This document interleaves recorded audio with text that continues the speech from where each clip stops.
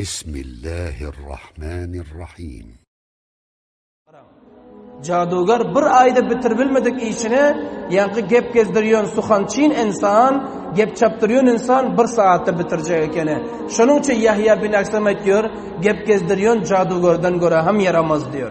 Yine bir buzurga diyor ki, garam, gep gezdiriyon insan diyor, suxançin insan diyor, şeytanın hem yaramaz diyor. Nedir? Şeytan insanların içine gelip vasvasa ediyor, hiyalatlara gelip vasvasa edip insanı gumrah edecek oluyor. Lakin gep gezdiriyor insan rubaru gelip insanı azdırıyor. Gep gezdiriyor insan senin rubaruğuna gelip sana gep veriyor. Seni azdırıp iki tane Müslüman uruşturup koyuyor. Dostundan sen cüda ediyor. Eri ayaldan ayala erden cüda edip koyuveriyor. Ana lehaza gep gezdiriyor şeytandan göram yaramaz deyip yankı bir buzuruk şu diyor. Vakiyanım şu rakam.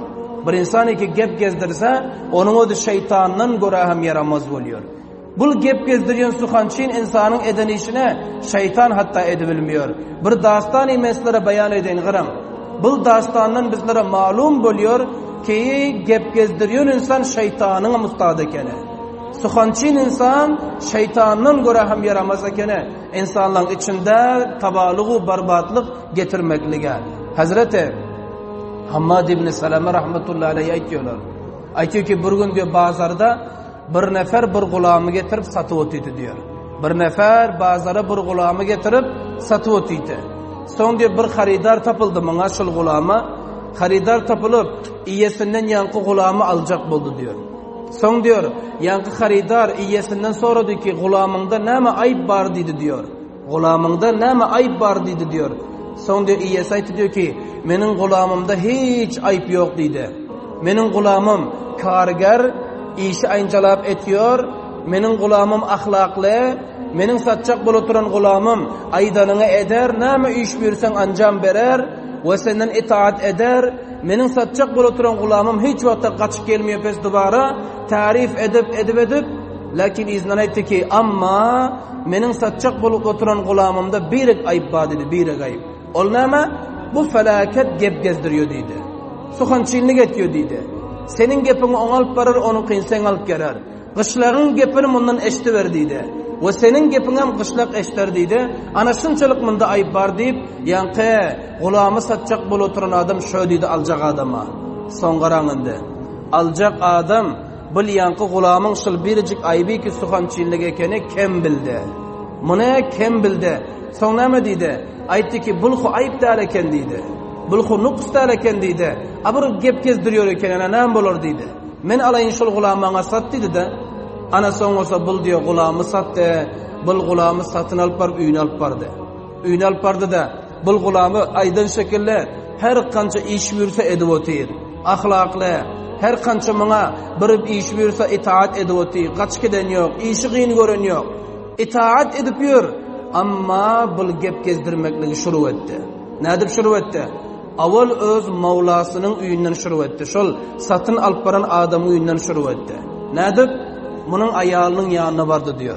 Şol adamın ayalının yanına var ve etti ki aya senin haberin yok mu dedi. Ayal biçare neme haber var? Nakısıl akıl özem bolsa. Ayal etti ki yo menin haberim yok dedi. Senin ağrın sen köppele yakşı görün yok ekene. Senin bile köppele muhabbeti yok ekene. Senin ağrın senin üstüne bir ayal alacak boluyor dedi. Senin ağrın üstüne bir ayal alacak boluyor dedi. Ayala şöyle dedi. Ko ayal ko muneştenden son o daldı da. Ayal muneştenden son buradan hayacani oldu da. Endi ağrın men üstüme hele alacak eken de. Son diyor yankı kulağıma etti ki endi neme çare edeyin dedi. Men neme iş edeyin ki ağrımın guğunu tapayın dedi. Men neme iş edeyin ki ağrım men üstüme ayal almasın dedi. Ağır men kıvıl dursun deyip ayal şöyle deyip soradı kulağımdan. Ana son kulağıma etti ki senin etçek işin şıl ki ağrının sakkalından bir iki kılını alıp vermana dedi. Ağrının sakkalından boyunun yanından bir iki kılını alıp ver dedi. Ana şul kılını olsa men alıp vereyim de cadugarın yanına cadugara var alıp verip taviz kurşuduk gelip sana vereyim. Ağrın fakat seni yakşı görsün başka ayal almasın dedi. Hop ayal bul gep eştenden son ışandı da bana. Işan aytdı ki bilkul say dedi. Men dedi ağrım uxlasın. Onda şul boyunun yanından bir kança kılını sakkalını aların ve sana getirip verin sen men işimi icra et dedi. Ayallar şu rakam boluyor. Ayallar taviz deysen, cadugar deysen, molla deysen, falbin deysen, nember avvaldır ayallar. Çapalamana beter öktü oluyor. Ana son o da burayıtta alper edeyin deydi. Ana son ağrı diyor, yatan bile ende ayal alacak da gale, bul gulam xu gep gezdiriyor deydi ga. Yankı Mavlasının yanı vardı. Mavlasının yanı vardı. Endi yankı gulam diyor, ağlam cırvotu da Mavlanın yanı varım. İyesi sonra de, Mavlası sonra de, aytti ki sana nem oluyor deydi. Nemçi bulandazı afsurda, nemçi bulandazı sen perişan bolotisin, gamgin bolotisin deyip gulamından sonra de. Gulam aytti ki, ey men iyiyem deydi, Mavlam deydi, men neme diyeyim sana. Men bugün bir gepi eştim deydi, köp yüreğim ağrıydı, şoň üçin men yüreğim ağrıyotdy deydi. Ho Mavla soradı, neme gep? Men eşitdim ki, ayalyň sen köp bela ýagşy örenýär eken deydi.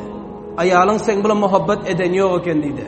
Ayalyň seni öldürüp başka bilen boljak eken, ayalyň başka bire barjak eken, başka biri bilen zindagini sürjek eken deydi.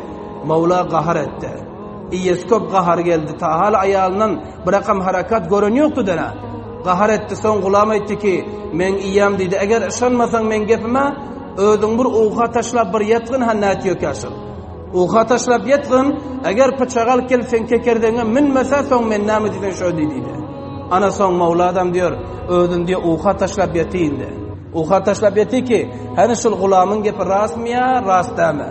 Soň diyor, yan özüne uğa taşlap gözüni yuman bilen ayal indi ýöreginde biçara naqsylaklyň ärine özüniň ketjek adam da ola yankı gulamy gep gezdirýäne ışandy, dost bildi. İnsan şu rakam köp aldın ýüzündegisinde. Biran insanlar özüňe dost bilýärdiň, düşman çykyyor. Biran insanlar bunyň öýle ki maňa dost durşul diyor. Sana meşwere berýärdi, amma sen ayaňa şany gazan bolýar. Amma sen izinin teşebbüle var eden bolýar. Ana şu rakam gulam tabal. Soň diyor, ayal pıçagal kelip endi äriň sakalyndan kança gylny aljak kekerden ýandan. Soň diyor, ýan pıçagaly parşodan bilen är gözüni açdy. Gözüni açdy ki, ayalyň elinde ketteken pıçak äriň kekerdegine menip otyr. Ana soň är aýtdy ki, bu gulamma ras aýtýar eken bu. Bu bela bilen eken men bilmedik gepim diýdi da, ana soň ýanky pıçak ayalyň elinden basyp alyp, ayalyny özi soýdy, zabah etdi. Mavlanyň öz ayalyny özi zabah etdi, öldürdi, şöýde çaqqalady. Ondan soň diyor, ýanky gulam aram oturdumy? Ýok, endi aram oturmýar ol. Bul gulam diyor çapalap bardy, ayalynyň atasy, dogany, biradary, gowmlary baty, muňa çapalap barbaýtdy diyor. Aýtdy ki, sizler habaryňyz ýokmy? Ýok. Wala diyor, sizleriň giýewiňiz ha, sizleriň gyzyňyzy, doganyňyzy öldürip goýdy, pyçaklap goýdy, sizler habaryňyz ýok diýdi. Tiz yetin diýip bödip aýtdy da. Ana soň oda diyor, munyň ýanky ayalynyň reştedarlary çapalak gelse wakyňam, ýanky äri ayalyny öldüripdir, elinde pyçak, gan, hemmeze subut bar. Ana soň bularam diyor, muny ayaňa şanal biýenjip bularam muny derre öldürdiler. Muny öldürip goýdy. Muň bile besende bolmady. Golam çapalap ağlap bulan rüştülarynyň ýana bardy. Mavlasynyň aýtdy ki, tiz yetin ki meniň Mavlamy öldürip gitdiler. Meniň iyýamy öldürip gitdiler. Tiz barıň diýip bul ağlap geldi. Homanyň rüştüdarlary çapalap bardyk wakyn şu rakam. Ana iki dana gowmyň üstünde ketteken uruşturup kaldy. Fakat birjik amel ki gep gezdirmek, suhançylyk ana şol mamuly bilendi. Fikir edin. Ana endi bizleriň zindagimizde hem şu rakam bolýar. İnsanlar ibar ki ortada gep gezdirýär, habarymyz ýok. İnsanlar ibar ki ayalyň gepine äral paran, äriň gepini ayala getiren. İnsanlar ibar ki awladynyň bir gepi eşdiýär ýa eşdenýär, atasyna getirip berýär. Taki atasy awladyň üstüne gahar eder ýani. Atanyň gepini awlady alyp berýär taki ýanky awladyň öz atadan nafarman bolar ýani. İki tane dost ba, ortasında semimi zindagisi var. Amma sıxançı näme etýär? Onun gepini, endek gepini 2 3 4 5 gep edip o dostun alyp barýar. Ol dostu oň ýanynda mabguz etýär. We onu oň ýanynda mabguz etýär, lakin fikir etýär ki şaýat billere dostdur diýip. Amma ortada gep gezdirip iki tane hanadanyň ortasyna, iki tane hemsaýaň ortasyna, iki tane dostun, er ayalyň ortasyna ana şu rakam tafrikandazlyk etýär. Nämeden bolýar? Gep gezdirmekden bolýar. Şonuň üçin Allah subhanahu wa taala gep gezdirmekligi ummati Muhammediýe haram edip goýdy. suxançinligi haram edip koydu. Peygamberimiz Aleyhisselam şunça qatırıp aytdı ki, gep gezdirýän insana cennet haram deydi. Gep gezdirýän insan cennete bar bilmiyor deydi. Näme üçin? Bahatır ki musulmanlığın ortasında tafrika icat ediyor.